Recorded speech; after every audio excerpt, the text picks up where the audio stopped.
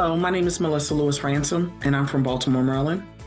My agency is Adoptions Together, recently rebranded as Paths for Families, located in Maryland, Washington, D.C., and Virginia. My action research project focuses on maintaining birth connections for children and child welfare after adoptions. Just a little background about myself. I'm currently the Family Find Program Manager for the Family Find Program at Paths for Families. Paths for Families provides family find services and works in collaboration with Baltimore City Department of Social Services.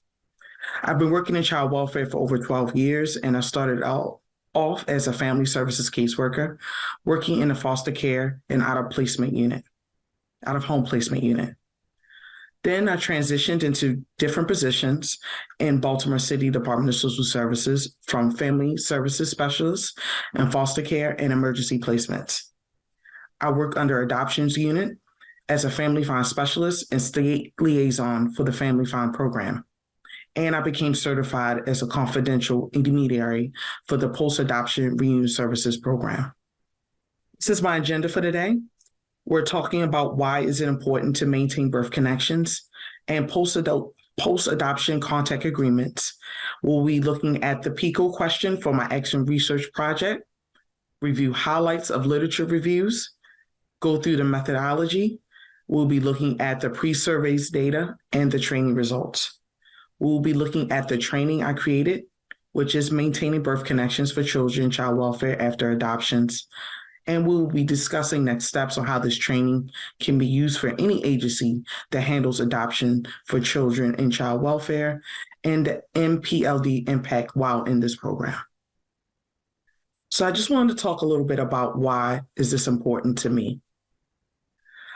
After working years in child welfare in different roles, I've seen the negative impact on children and families when relatives are not explored and when birth connections are not maintained for children in the child welfare system.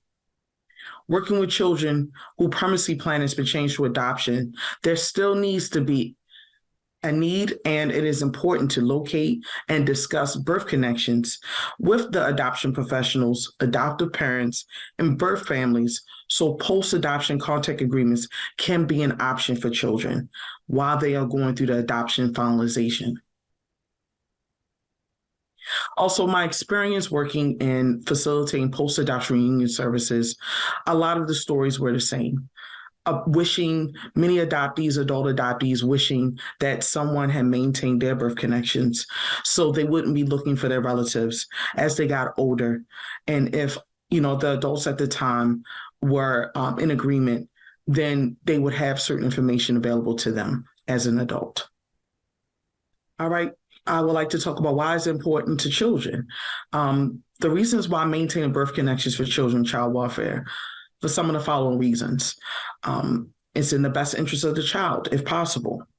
It helps minimizes the child's feelings of grief and loss to separation from their families. Knowing birth connections help the child understands the origin of their physical and personality traits, and help the child understand the reason for their adoption as well as the implications. Post-adoption contact agreements are very important agreements for children and child welfare. This arrangement allows contact or communication between a child, his or her adoptive family, and the child's birth parents after the child's adoption has been finalized. Post-adoption contact agreements, sometimes referred to as cooperative adoption or open adoptions, is other familiar terms that is involved with post-adoption contact. All right, I wanted to talk about the PICO that I created. If child welfare adoption professionals and prospective and current parents receive training on the importance of maintaining birth connections, considering safety will result in increased knowledge, improved attitudes, and ultimately increased connections between adoptive and birth families. I was able to review literature discussing the importance of maintaining birth connections for children after adoption and post-adoption contact agreements.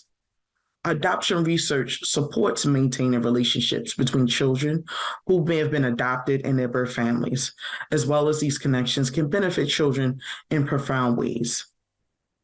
After gathering information from the literature reviews, you see how it is more beneficial, particularly older children, to have attachments to one or more birth relatives. Agreements for post-adoption contact or communication have become more prevalent in recent years. More legislation has been passed in many states around post-adoption contact.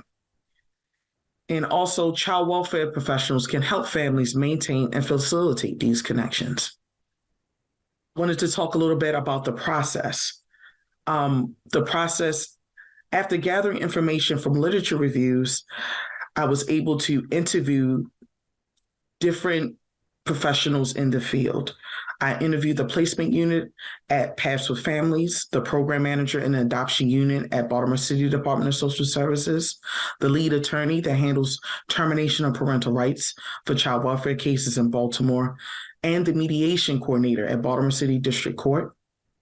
I develop and administer pre- and post surveys to adoptive parents and adoptive professionals. I begin to visualize and create the training that will be provided to staff and professionals. So now I want to go through the methodology in creating the maintaining birth connections with children in child welfare training. There was a 10-question survey that was created for adoptive parents and adoptive professionals to complete. The survey results were generated and analyzed for strengths and needs. Then the content was created for the training. A retrospective survey was created and integrated at the end of the training, and the responses from this were reviewed for feedback. Now I would like to look at some data I was able to review from the pre-survey. There were non-adoptive parents from Paths with Families that volunteered to complete my survey. One of the questions on the pre-survey for the adoptive parents, when asked, how is it important for you to maintain connections with any of your adopted child's birth family? 33 of the respondents said very important, and 44 of the respondents said important. Paths with Family is an open adoption agency, and post-adoption contact is a practice. All adoptive parents receive training and discuss maintaining birth connections for all children that are adopted through the infant placement and foster care program. So this data shows a reflection of how many parents understood the importance of maintaining birth connections.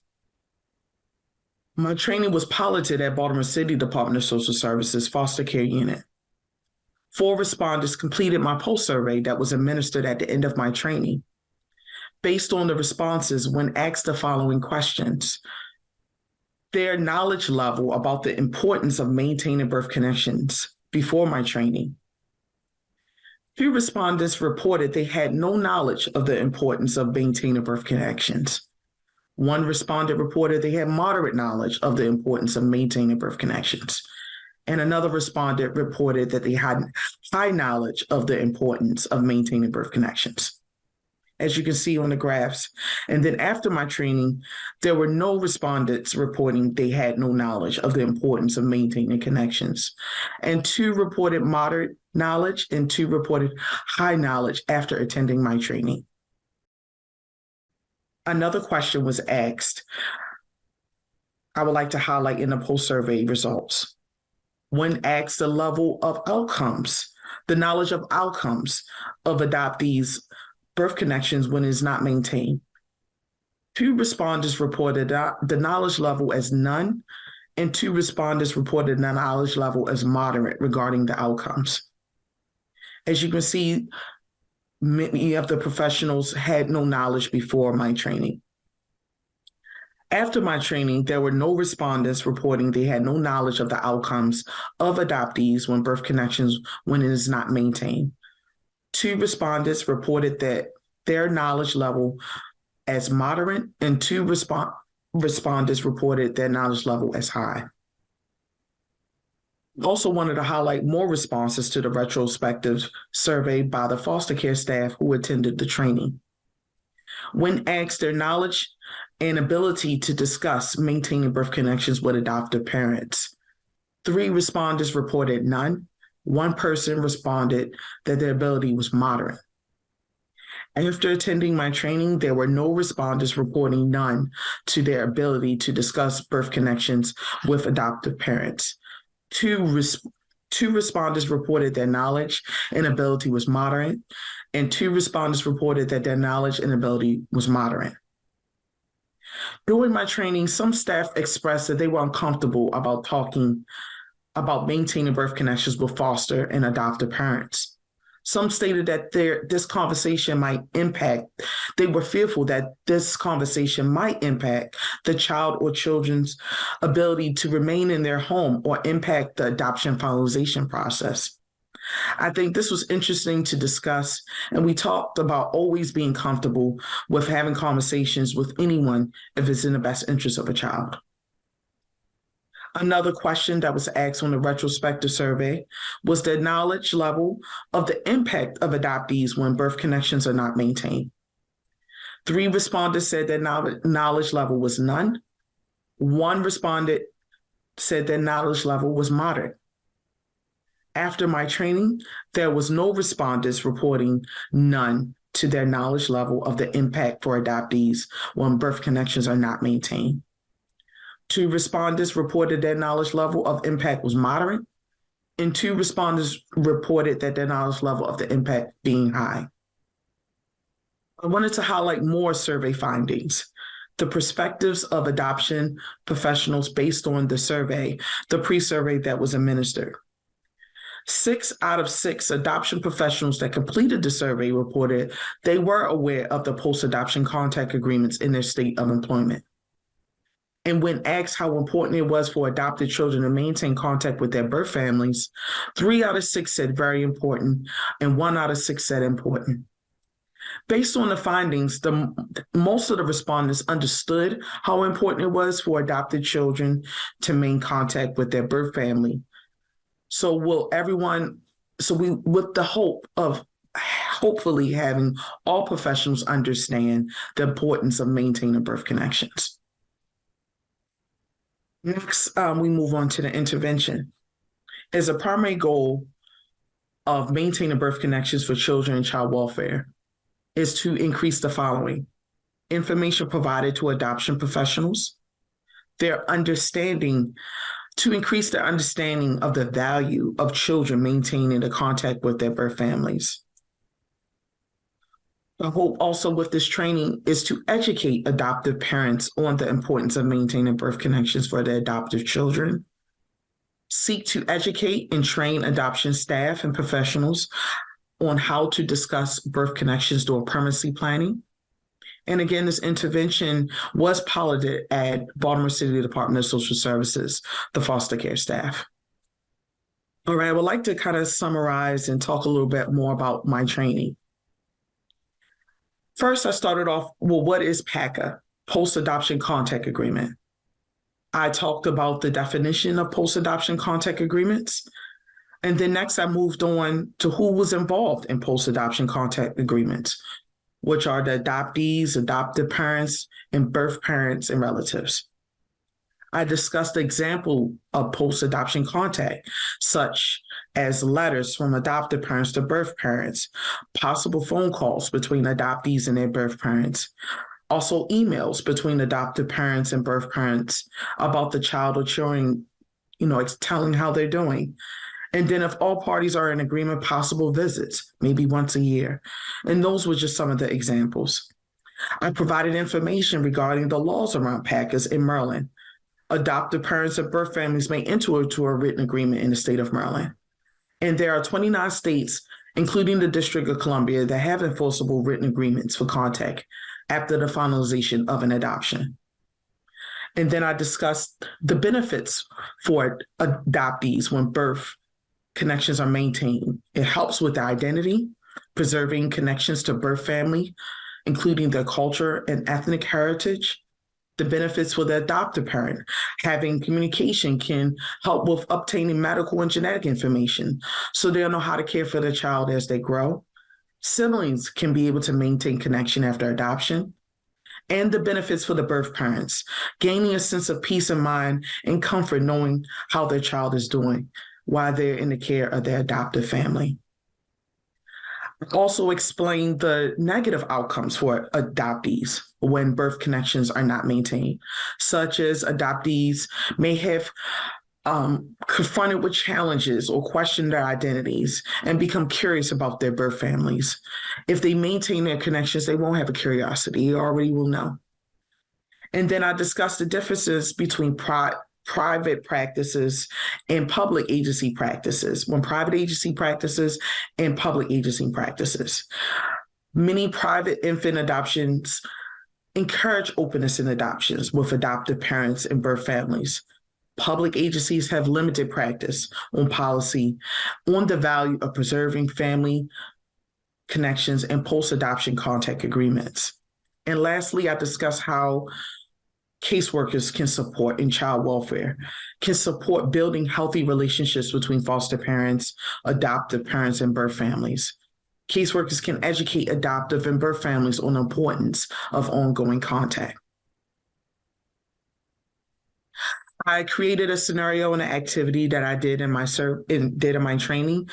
I provided examples of 3 myths, and based on the myths that I read, I was able to kind of get feedback from the group about whether it's the reality or was it a myth. The first myth was adopted children will become confused about who their real parents are and suffer identity issues. Reality versus myth 1. Adopted children and youth are not confused about their parents, about who their parents are. They understand the different roles between adoptive and birth parents and what their roles are and they play in their lives. They also recognize who gave birth to them versus who takes care of them on a daily basis. An ongoing relationship with birth families often strengthen the adoptive youth sense of identity. The second myths that we discussed in my training was birth families will try to reclaim their children. Then we talked about the reality versus myth. There's no evidence that birth parents will try to take back children with whom they are in ongoing contact with. When both parents' rights have been terminated, they can't decide to take their children back after several years. And then the third myth was adopted children often try to run away to be with their birth parents. The reality versus myth 3. Adopted children who remain in contact with their birth parents do not feel the need to run away from their adopted families. The child's relationships are strengthened when both the adoptive and birth parents, because the child can see both families supporting them and having a united front. So they won't feel the need to run to family they've already had maintained contact with. And then I had a sample of a video, the impact of maintaining birth connections. An adult adoptee discusses her relationship with the birth family as the greatest gift that her adoptive family ever gave. As you can see, maintaining birth connections for children in child welfare does make a huge difference to many adult adoptees. And then what's next? And when it comes to my training program, I want to be able to conduct the training and receive feedback. And then based on the feedback that I receive, I want to update the training to make sure it reflects some of the feedback that I did receive. Also, I wanted to be able to have this training be considered for any agency that handles adoption for children in the child welfare system. All right, I would like to move on to talking about the impact of MPLD. The MPLD program was a growing experience for me. It helped with my understanding about how important it is to include research to create change within agencies regarding policies and practices that impact the clients that we serve. I worked with a great team that was there to support me and a program that was designed for you as a professional to be successful. This program increased my knowledge and research skills with retrieving data to bring attention and to advocate for changes in the child welfare system. I'm forever grateful for this opportunity. Here are my references. Any questions? Thank you.